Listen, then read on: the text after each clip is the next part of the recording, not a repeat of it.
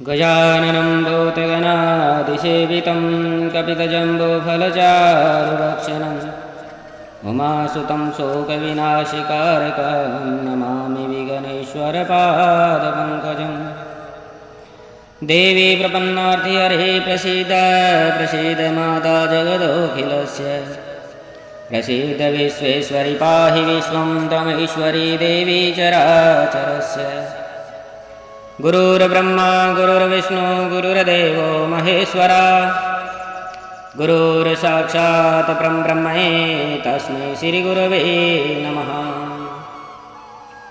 मनोजवं मारुततुल्यवेगं जितेन्द्रियं बुद्धिमतां वरिष्ठं वातात्मजं वानरयोध्यमुख्यां श्रीरामदूतं शरणं प्रपद्ये। सच्चिदानन्दरूपाय विश्वोत्पत्त्यादिहेतवे तापत्रविनाशाय श्रीकृष्णाय वयं नमः।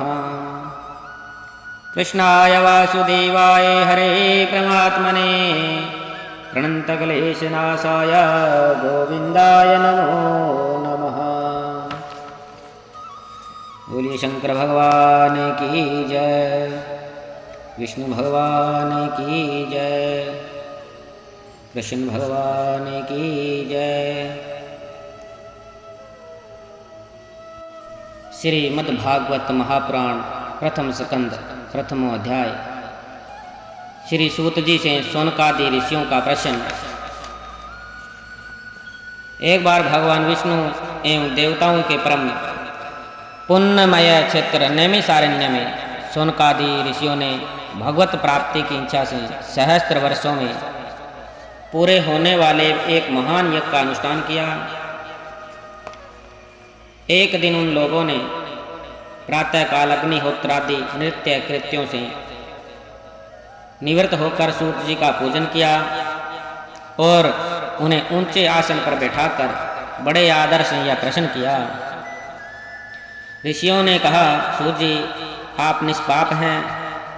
आपने समस्त इतिहास पुराण और धर्मशास्त्रों का विधि पूर्वक अध्ययन किया है तथा उनकी भली भांति व्याख्या भी की है। वेदताओं में श्रेष्ठ भगवान वादरायण ने एवं भगवान के सगुण निर्गुण रूप को जानने वाले दूसरे मुनियों ने जो कुछ जाना है, उन्हें जिस विषयों का ज्ञान है, वह सब आप वास्तविक रूप में जानते हैं। आपका हृदय बड़ा ही सरल और शुद्ध है। इसी से आप उनकी कृपा और अनुग्रह के पात्र हुए हैं। गुरुजन अपने प्रेमी शिष्यों को गुप्त से गुप्त बात भी बता दिया करते हैं।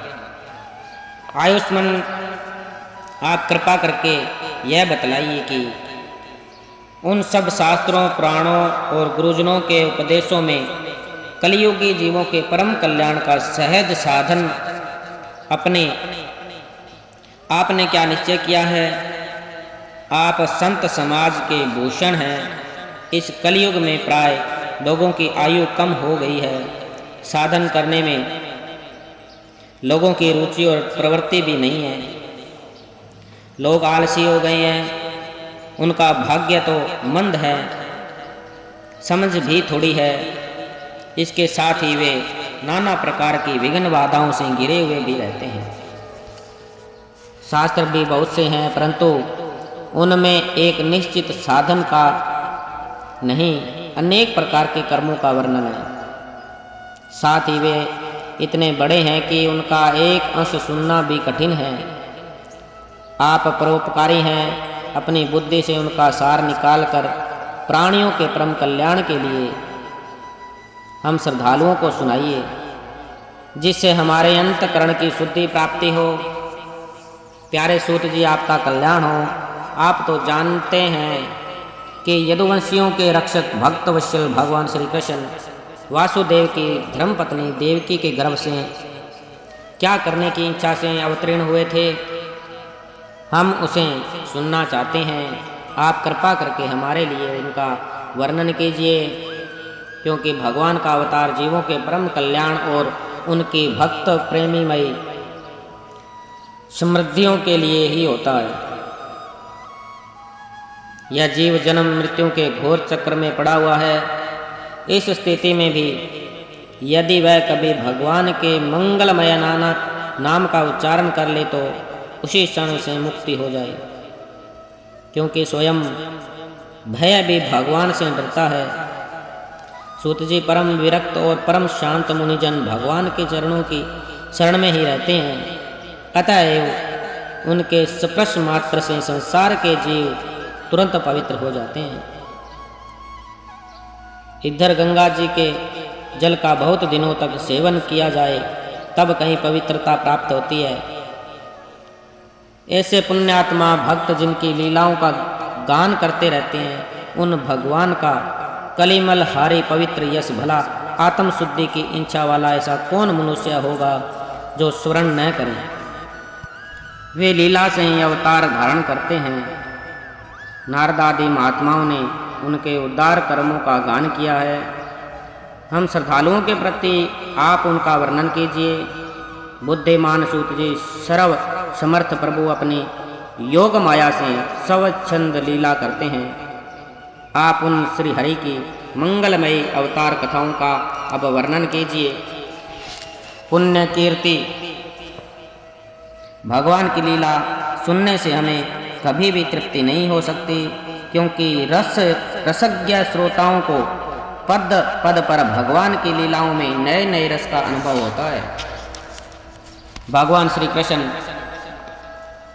अनेकों छिपाए हुए थे,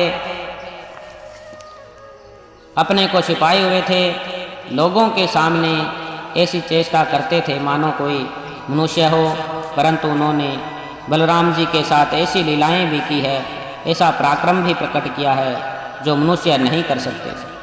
कलयुग को आया जानकर इस वैष्णव क्षेत्र में दीर्घकालीन सत्र का संकल्प करके बैठे हैं। श्री हरि की कथा सुनने के लिए हमें अवकाश प्राप्त। यह कलयुग अंतकरण की पवित्रता और शक्ति का नाश करने वाले हैं। इसे पार पाना कठिन है। जैसे समुद्र से पार जानने वालों को कर्णधार मिल जाए, उसी प्रकार इससे पार पाने की इच्छा रखने वाले हम लोगों से ब्राह्मणों ने आपको मिलाया है। धर्म रक्षक ब्राह्मण भक्त योगेश्वर भगवान श्री कृष्ण के अपने धाम में पधार जाने पर धर्म ने अब किसकी शरण ली है, यह बताइए। बोलिए विष्णु भगवान की जय। कृष्णाय वासुदेवाय हरे परमात्मने प्रणतक्लेशनाशाय गोविंदाय नमो नमः। कर्पूरगौरं करुणावतारं संसारसारं भुजगेन्द्रहारं सदा वसन्तं हृदयारविन्दे भवं भवानी सहितां नमामि। कृष्ण भगवान की जय। गुरु महाराज की जय।